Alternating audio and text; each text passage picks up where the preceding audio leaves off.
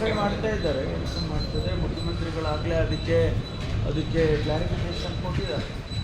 CBI ಕೊಡಬೇಕು ಅಂತ BJಪಿಯವರು protest ಮಾಡಿದ್ದಾರೆ. CBI ಕೊಡಬೇಕಂತ ಪ್ರಕರಣ ಎಲ್ಲವನ್ನು CBIಗೆ ಕೊಟ್ಬಿಟ್ರೆ ಅತ್ಲಾಗಿ ಇಲ್ಲಿ ಏನು ಮಾಡೋಂಗೆ ಇಲ್ಲ.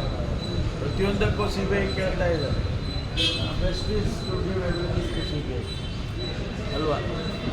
ಸರ್, ಈಗ ಪರಿಷತ್ ಅಧಿವೇಶನ ಶುರುವಾಗ್ತಿದೆ. ಅಧಿವೇಶನದಲ್ಲಿ ಈ ಎರಡು ವಿಚಾರಗಳನ್ನ ಇಟ್ಕೊಂಡು ಪ್ರತಿಭಟನೆಗಳನ್ನ ಮಾಡೋದಕ್ಕೆ ವಿಪಕ್ಷಗಳು ರೆಡಿ ಆಗ್ತಾ ಇದ್ದಾರೆ. ಅವರು ಯಾವ ವಿಷಯ ಚರ್ಚೆಗೆ ತಗೊಳ್ತಾರೆ ಗೊತ್ತಿಲ್ಲ ನನಗೆ.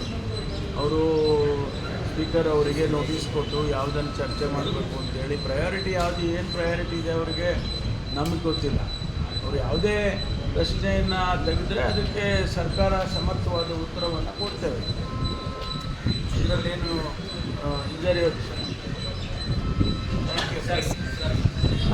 ರಾಜಕಾರಣದ ವಿಚಾರ CM ಬದಲಾವಣೆ ವಿಚಾರ, DCM ಬದಲಾವಣೆ ವಿಚಾರ, ಈ ಎಲ್ಲ ವಿಚಾರದ ಖರ್ಗೆ ಅವರಿಗೆ ಅಥವಾ ಬೇಸರ ಆಗಿದ್ದಾರೆ ನನಗೆ ಗೊತ್ತಿಲ್ಲ. ಬೇಸರ ಆಗಿರೋದು ಗೊತ್ತಿದೆ. ನಾನು ಕೂಡ ಡೆಲ್ಲಿಗೆ ಹೋದಾಗ ಖರ್ಗೆ ಸಾಹೇಬ್ರನ್ನ ಭೇಟಿ ಮಾಡಿದ್ದೆ. ಆ ರೀತಿ ಏನು ಅವರು ವ್ಯಕ್ತಪಡಿಸಿಲ್ಲ. ನಮಗೆ ಗೊತ್ತಿಲ್ಲ ಯಾವ ರೀತಿ ಬೇಸರ ಮಾಡಿಕೊಂಡಿದ್ದಾರೆ ಅನ್ನೋದು ನನಗೂ ಎಕ್ಸ್ಪ್ರೆಷನ್ ಮಾಡ್ಕೊಂಡು ಕಾಣಲಿಲ್ಲ. ಅದರಿಂದ ನನಗೆ ಅದು ಗೊತ್ತಿಲ್ಲ. KPCC ಅಧ್ಯಕ್ಷರ ಬದಲಾವಣೆ ಏನಾದರೂ ಆಗುತ್ತೆ ಸರ್?